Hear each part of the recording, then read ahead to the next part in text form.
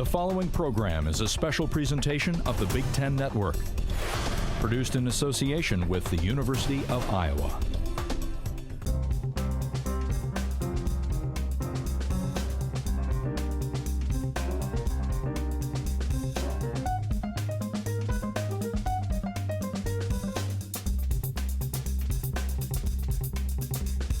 Hi, I'm Keisha Lynn. Welcome to Conversations from the Iowa Writers Workshop. Margot Livesey is the author of 7 books of fiction. Her most recent, a novel titled The House on Fortune Street, won the L.L. Winship Penn New England Award in 2009. She has received Guggenheim and NEA fellowships, among others, and has taught at several universities, including, of course, the Iowa Writers Workshop. She is currently a distinguished writer in residence at Emerson College in Massachusetts. Margot, it's so good to have you here. Thank you, Keisha. It's wonderful to be back. Yeah, I got to ask you, I saw in an interview that you had said that you had not yet figured out a way to describe easily your latest novel. Have you figured a way yet?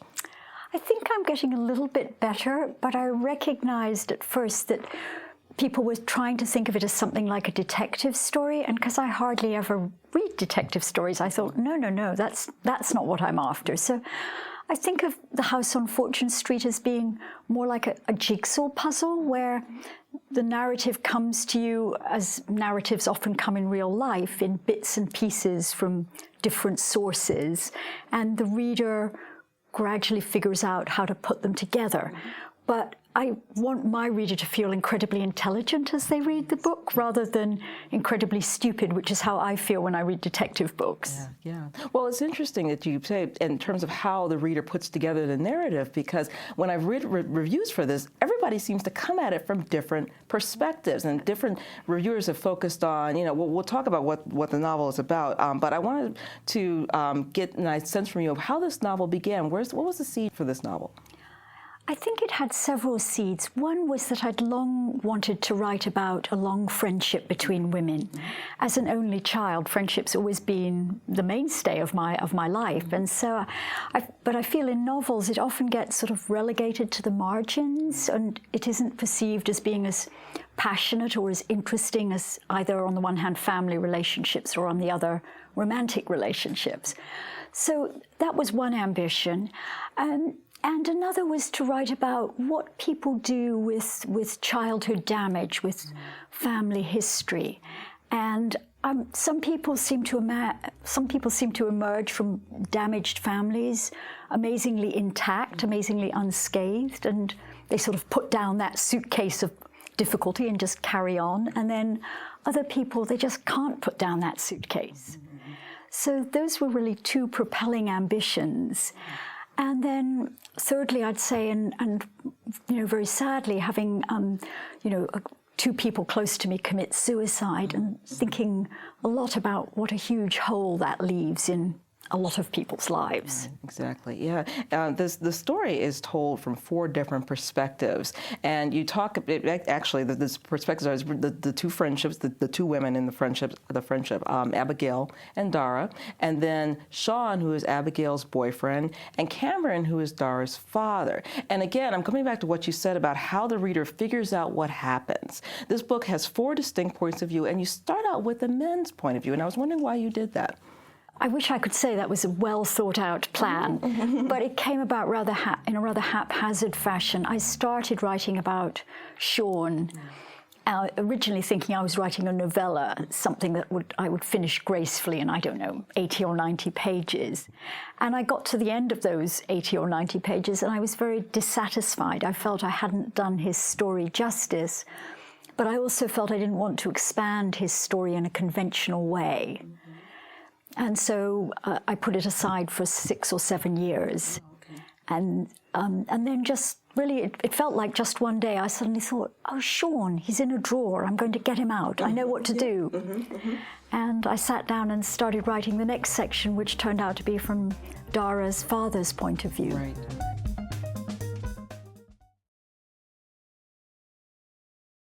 So you basically wrote this book. Is it safe to say you wrote it from A to B? Yes. Pretty much? Yeah. That's how the voices came to you. So is it safe to say that Sean opens the book, he is the boyfriend of Abigail, one of the women who comprises friendship.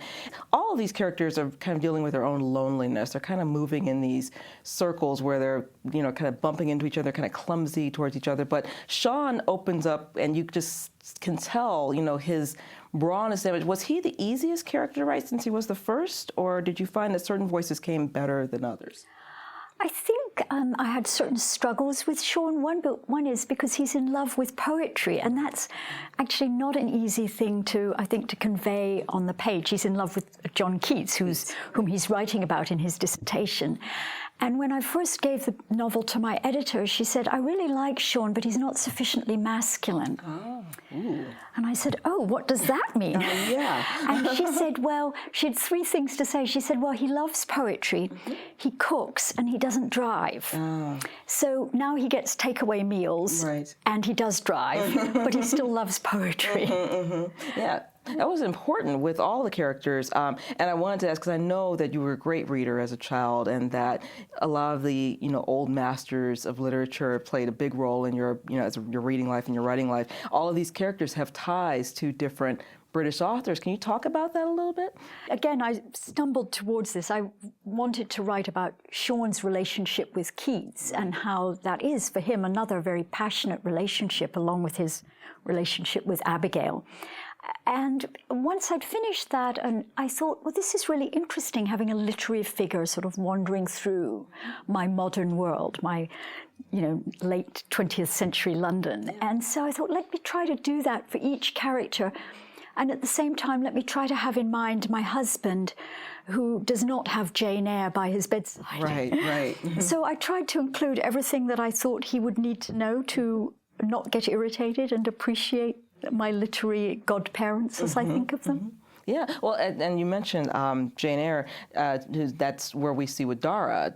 Well, both of these characters, I want to talk about the women, Abigail and Dara. There was a New York Times review where the reviewer focused on, almost exceedingly so. Did you see that review about I did. And she called them spinsters. I saw that. Okay, that was a different take on this. Yeah, who has spinsters nowadays? It's one of those. And then she brought in Sex and the City, and basically you have these two women who are unmarried, right? Yes. And that's where this review went. But Dara is this very interesting character who's dealing, both Abigail and Dara have childhood trauma, and Dara's connection to the literary greats happens to be Jane Eyre because of this mysterious man, Edward. But then Dara, let's talk a little bit about Dara's childhood and some of the ways in which she's basically blundering through her adulthood because of this, betrayal that her father went through. Can you talk a little bit about her? Yes, Dara is a social worker. She works at a women's centre, and she's very good at what she does. She's very good at listening to people, at entering into their lives, at thinking of creative ways to help them. And unfortunately, in a way, that's a kind of liability for her as well, because people tend to tell her their problems rather than ask if she has problems. And she also perhaps invests almost too much in various theories of therapy and the self. So she's someone who's always sort of thinking, if I can just find the key, I can unlock the door of my problems. I can figure out what the problem is. And she has various theories about them, most of which center around her father leaving the family when she's 10 years old for reasons that she never really understands. And we bring up the father, Cameron, who I thought was an interesting character to write about. He's the only one who is first person. And I'm wondering if there was a purpose behind it, simply because of the kind of person he is, and you could talk about him as well. And the fact that, and again, to make all these characters sympathetic, of course, is the challenge, and that you were able to do that, I thought was really very, very skillful. Can you talk a little bit about Cameron? I'm so glad you said Cameron was sympathetic, because I felt that his behavior is so reprehensible at times. But I really wanted the reader to think of him as someone whose life and difficulties she could enter into. And I felt that if he spoke in his own voice in the first person, that it would be a kind of confession. And that seemed the way to woo the reader into his difficult circumstances. Right. but all these people we get to see, well, especially Dara and Abigail, but also Cameron, we get to see their traumas as children. With Cameron, I thought it was interesting that his brother dies. Yes. As you describe how that happened, and then of course what happens with Cameron that causes him to leave so abruptly. And again, not giving anything away, but it's one of those things I always feel like writers, you go there, right? You go to the places where people might shrink back, and I find you do that often with your fiction. I certainly aspire to. I mean, I'm really in love with plot, and I have two very hard-working sisters in Scotland, and I'm always trying to keep them awake at night a little bit longer with my books. Are they your designated readers? They are my designated imaginary readers, although I don't usually give them my books till they're finished. Okay. But isn't it interesting? I forget who else, but some people talk about they write to a particular person, and that's one way to do it. You got your two sisters today. We just don't want them to fall asleep while reading this.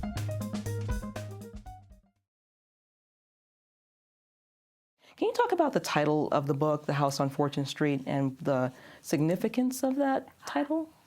The House on Fortune Street is owned by Abigail, Sean's girlfriend, and she's an actress. She's not a struggling actress. She's actually doing moderately well. And Fortune Street is a real street in London. It's actually in the banking district in the city of London, so no normal person lives there. So I just sort of dragged it south so that it could be Abigail's address. And I thought it was a wonderful address for the characters because they're all sort of wrestling with questions of how much control they have in their lives and to what degree their lives are at the mercy of Lady Fortune. And I think most people go back and forth between these two poles. Right, exactly. And these four characters, all in their own ways, they're flawed. And again, I mentioned they kind of bump into each other. They're trying to figure stuff out. And this is the messiness and the complications of life that you're able to transcribe into fiction and create a novel that I felt like the four narratives worked very well together. In terms of setting challenges for yourself in your writing, do you find yourself doing that? I mean, this is your 7th book. 6th novel. When you start a novel, are you setting yourself to a certain task or a certain goal, or do you just let the story come, or what? I think in The House on Fortune Street, I had very specific ambitions about trying to tell a story in a different way. And I think that has to do partly with getting older and with, often in real life, I only learn one part of the story at a time, and then sometimes years pass before I learn another part of the story. So I wanted to create a novel that was lifelike that in that way, but still offered the conventional pleasures of a novel, namely you get everything in a sort of 5x8 package. Right, you do get the whole story. You just don't know at once that you're getting it. Right, and you get it again in these different little concrete segments that slowly build this large picture, which I thought was fabulous. Again, you mentioned that you started with Sean. Yes. And then you put him away for a while. Yes. And was this a typical process for you when you write, or do you find that you go back and forth between projects, or do you find that are you able to start a project and then just keep going? How does it work for you when you're writing a novel? I aspire to sit down in a trollop. Like Anthony Trollope, the 19th century British writer, I aspire to sit down and start a novel at the beginning and then work faithfully every day and finish it. Yeah. However, in real life, sometimes this plan gets derailed. I have one novel, Criminals, of which I wrote a draft in 3 weeks. I was at the MacDowell Writers' Colony with my dear friend Andrea Barrett. And I have another novel, Eva Moves the Furniture, that I wrote over 12 years. Right. So I'm not sure I have a typical writing process, and I think my students sometimes turn, pale with shock when I admit that I took 12 years over a novel. You have written quite a few books on many different subjects, and I wanted to know how do you decide what to write about? What kind of things catch your attention? Without running through all the different books you've read, you tackled Asperger's syndrome, you've tackled amnesia, you tackled, child kidnapping in a way. You've just kind of gone all over the place. I think bad behavior, like many writers, I'm a great fan of bad behavior. And I'm an inveterate reader of the local pages of newspapers, those pages that describe sort of low-level crime and misdemeanors that I can enter into as a reader.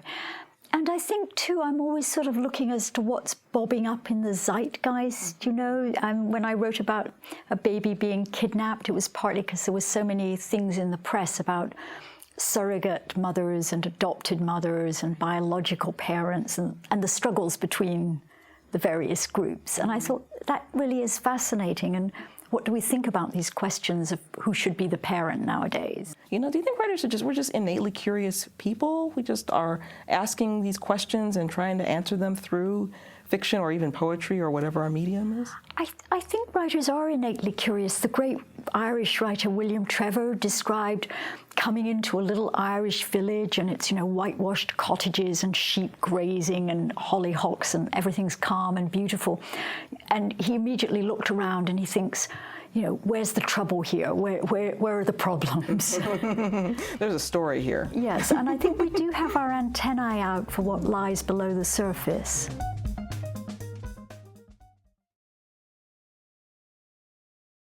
I wanted to mention the Wall Street Journal article that called you one of the great unknown writers. This was early in January of this year. How did it feel to be called a great unknown writer? You've been working for about 20 years, a little over 20 years. On the one hand, I'm very flattered. That was a nice thing to say. On the other hand, I suppose there's something a little bit perplexing about being a great unknown. Right. I can't quite say why. Well, it was meant in the sense, let's be clear and make sure the audience understands that the writer considered you one of the best writers that very few people have heard of. And it's one of those things that's actually a good thing, you know, because we find out about, the more we read, some of us, you know, we read everything, and there's always someone new to discover. In terms of success, and this is, again, you mentioned your students and what everybody comes with an idea of what it means to be a successful writer. What would you consider to be the definition of a successful writer?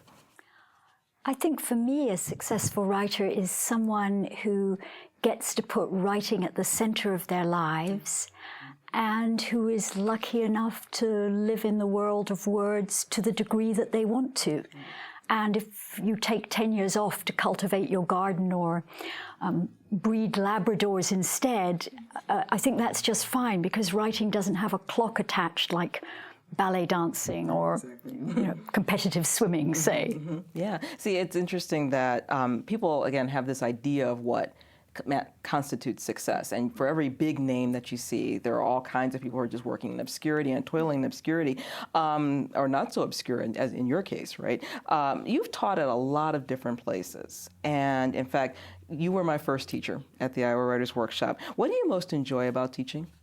I think what I most enjoy is or at least what I most aspire to, is to help my students discover their subject matter and how to shape it. I think that in poetry, poets typically think so much about form, but as fiction writers, we tend to not really focus on form, and yet I think structure is a huge part of fiction, and trying to figure that out, I think, is with my students, is one of the more pleasurable parts of my teaching. I wonder sometimes about the many different ways in which writing can be taught. And of course, the question has always been, can writing be taught? And I wanted to ask you that question from a couple of different perspectives. I know you've contributed to certain books on writing, like Brett Anthony Johnson's Naming the World. You contributed to that, The Writer's Notebook, that's getting ready to come out. You've contributed exercises. What benefit do you think books on writing have for the average person who's struggling, who's working on writing? I think I should say that I came to writing as an autodidact. I thought one could just sit down behind the parlor door like Jane Austen and emerge a couple of years later with Pride and Prejudice. And I was amazed to discover that in my case, I didn't emerge from behind the parlor door with Pride and Prejudice. I emerged with a really terrible novel. So I labored very painfully to teach myself things. And I think that I can teach my students in 6 months what it took me 6 years to learn on my own.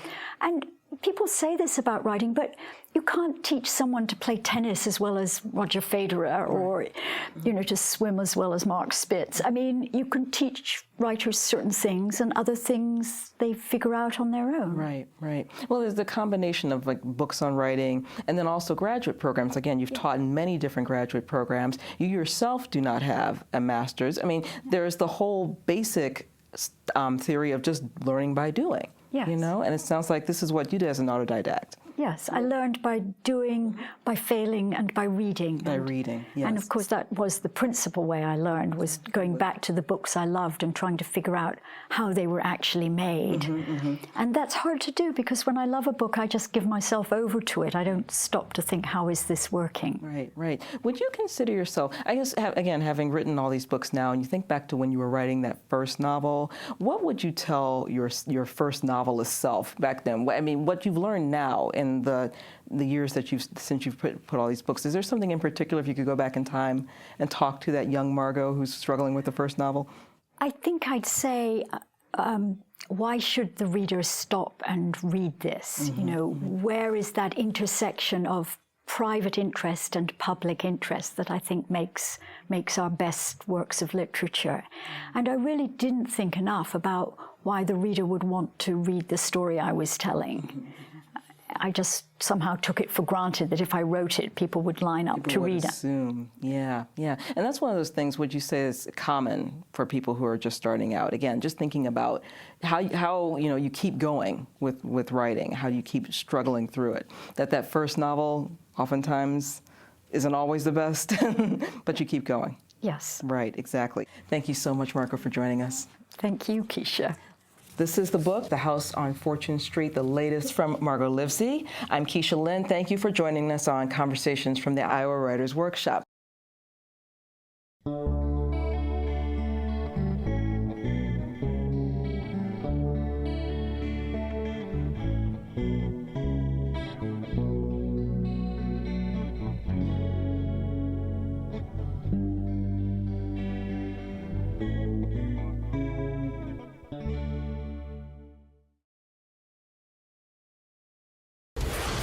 The preceding program was produced by the University of Iowa in association with the Big Ten Network.